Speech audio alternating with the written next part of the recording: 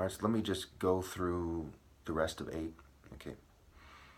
All right. When he opened the seventh seal, remember this is about the 8th. This is the 7th sin, envy. Okay. In many ways, it makes sense because it really takes them to understand their mistake, the "what have I done" moment, to truly understand why they envy this guy. This guy dies for what he believes. They start to feel, they start to detect on some level the absence of any hope in life, and they start to envy this guy. So there's a degree of envy already between some people, but this is why they end it with the 7th seal. Okay. When he opened the 7th seal, there was a silence in heaven for about half an hour, and I saw the angels, the 7 angels who stand before God, and to them were given 7 trumpets. Another angel who had a golden censer came and stood at the altar. He was given much incense to offer with the prayers of all the saints on the golden altar before the throne. The smoke of the incense together with the prayers of the saints went up before God and the angel's hand. Then the angel took the censer, filled it with fire from the altar, and hurled it on the earth. And there came peals of thunder, rumblings, flashes of lightning, and an earthquake. This has everything to do with the story of Prometheus. And of course, Zeus is not truly the god, and I'm not going to go over that. The trumpets. Then the 7 angels who had the 7 trumpets prepared to sound them. The first angel sounded his trumpet, and there came hail and fire mixed with blood, and it was hurled down upon the earth. A third of the earth was burned, a third of the trees were burned up, and all the green grass was burned up. So they had destroyed the bloodline of Pharaoh, of Horus, right? The top martial artist, even Genesis, genes of Isis, right? Horus, the top martial artist, is true bloodline, and they stole fire in the minds of men, the hearts of men, the bellies of men, reproductive, right? Things are heating up, and all kinds of parallels we can get here. So if blood mixed with fire is thrown down, okay, with hail, right? Who are you hailing? You're hailing Caesar. You're hailing all these scumbags in your celebrity worship. You're not standing with Pharaoh. The second angel sounded his trumpet, and something like a huge mountain, right? The hawk, the falcon, the mountain range, right? The ranged weapons and so on. All ablaze was thrown into the sea.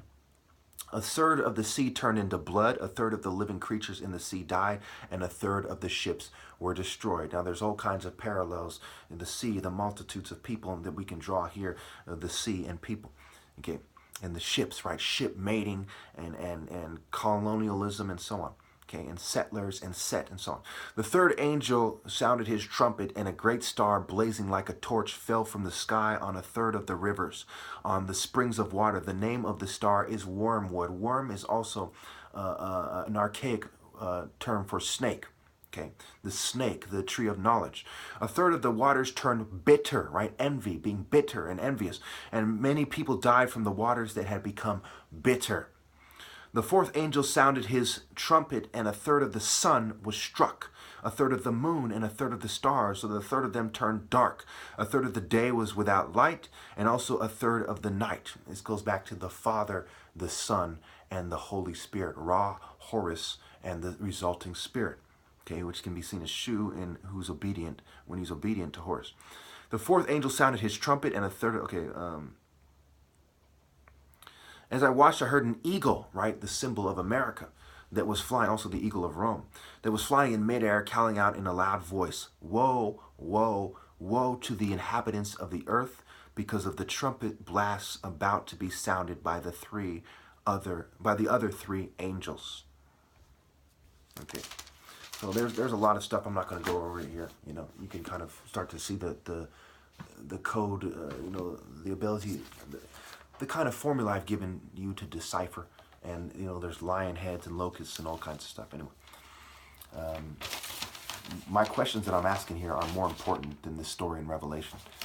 Okay, they get right to the point instead of all this symbolism using mysteries. It's a labyrinth, right? Wasting your time trying to figure out the mysteries and so on and so forth, when you're better off just listening to a prophet, a martial artist, in the divine order tell you how it is. Transcend. Love can only be achieved through the divine order. Is it worth risking your life and your loved ones to reject a life without pure love? Yes. They don't, quote unquote loved ones, right? They don't love you anyway. They're not chosen by God if they do not stand with you. And if they do not understand why you put them in danger, how could they truly love you?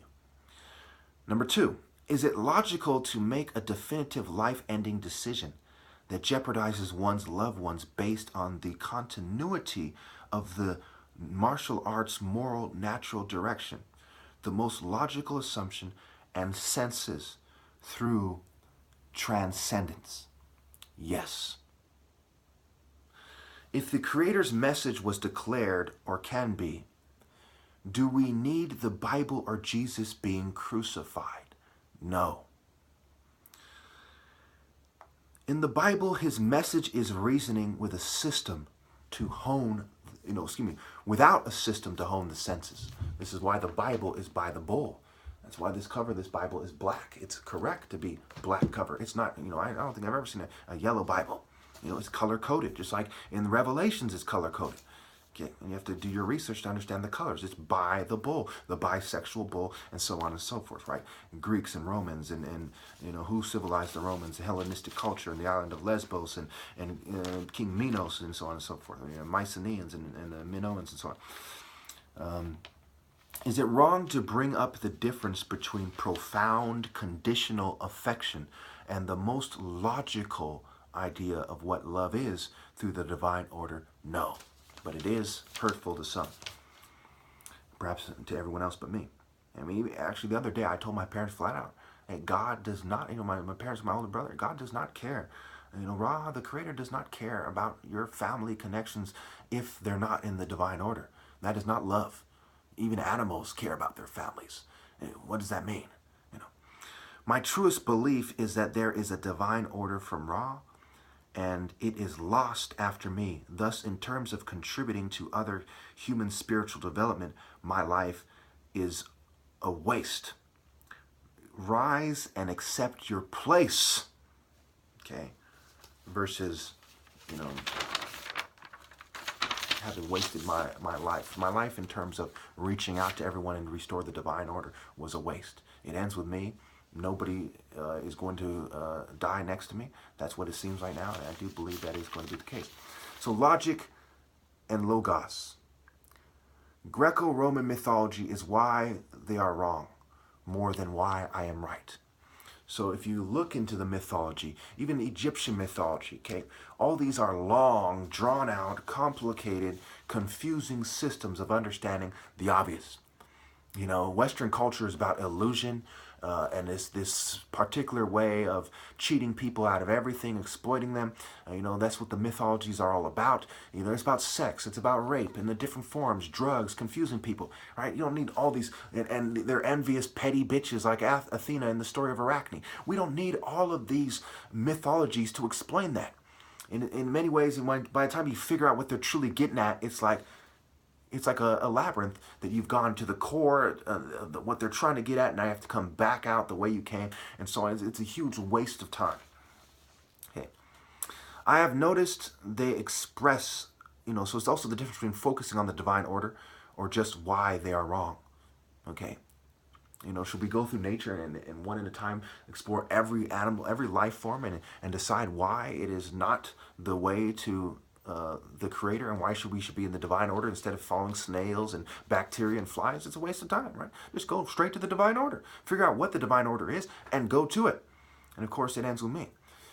I have noticed they express a desire to allow for the idea that people outside of the divine order, before, during, and after my death, have a chance to be right with God and or on the correct karmic path. They want to confuse you about that. They want to make it seem like, hey, you don't need him to be right with the Creator to help people make the wrong decision.